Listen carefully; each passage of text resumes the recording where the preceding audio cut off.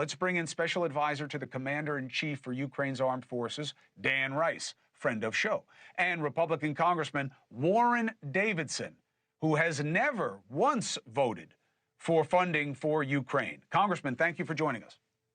Thanks, my honor. Dan, first, handle the allegation, and then I give it to you, Congressman. Now you've done it. You have them using exactly what will make Russia respond in kind, and this escalates to almost World War III proportions. Chris, that's preposterous. We've let the enemy define the terms of this war.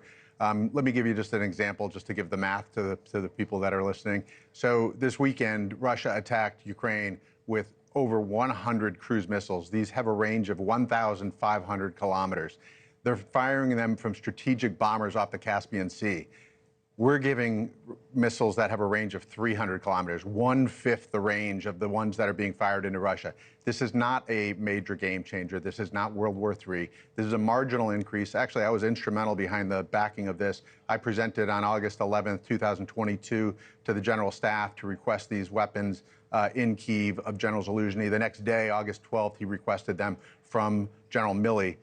So I've been behind this for 2.5 years. I'm excited to see most of Congress has been supportive of this. You can see it in Senator Wicker, the new Senate Majority Leader of the Armed Forces Committee. This is a great thing to give Ukraine enough to defend itself in the Kursk region. This is not escalation by any stretch. Anybody that thinks it's escalation doesn't really understand what the term means. When somebody's firing a 1,500-kilometer missile at you from a strategic bomber and you have a 300-kilometer missile to fire back at them, that's not even proportionality according to the law of land warfare. Representative, what's your take? Look, this war was completely avoidable. I think most people believe, and I think accurately, that this war would not have happened if Donald Trump had a second term right away. And unfortunately, you do see continual efforts to escalate and expand this war. They've drawn America in every way to essentially become the de facto European defense force, and Ukraine's not even a member of NATO. I've had a bill for essentially since the war began called the Define the Mission Act. Is before we give you any resources, we're supposed to know exactly what you're trying to accomplish. And people brush that off and say, oh, well, no Russians in Ukraine. Really? Well, no matter how many, no matter how much money or how many munitions we give to Ukraine, they still have a manpower issue. You need all three of those to prevail, and there's no answer for that. So this is clearly an effort to prolong and expand the war. They've done everything possible to scuttle efforts for a peaceful resolution.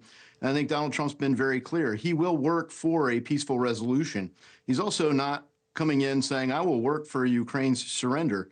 He is going to drive terms that are reasonable, but he's also not going to continue to give a blank check to Ukraine.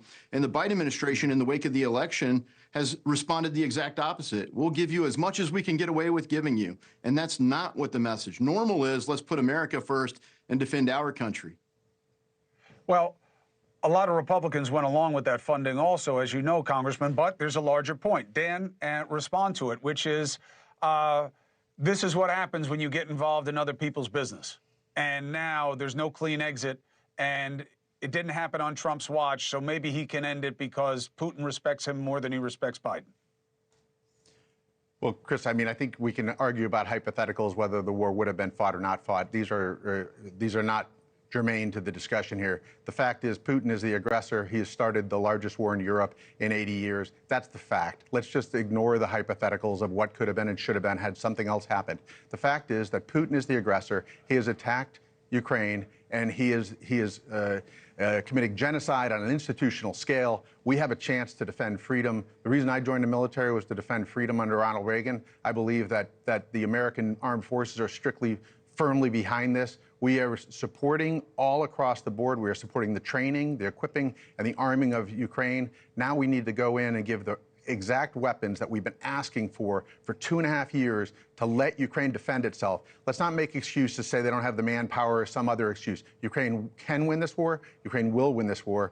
NATO needs to win this war. It's not just Ukraine. This is for all of Europe that they're fighting and dying for. Hey, thanks for watching. Go to joinnn.com to find NewsNation on your screen. And don't forget, click the red subscribe button below to get more of NewsNation's fact-driven, unbiased coverage.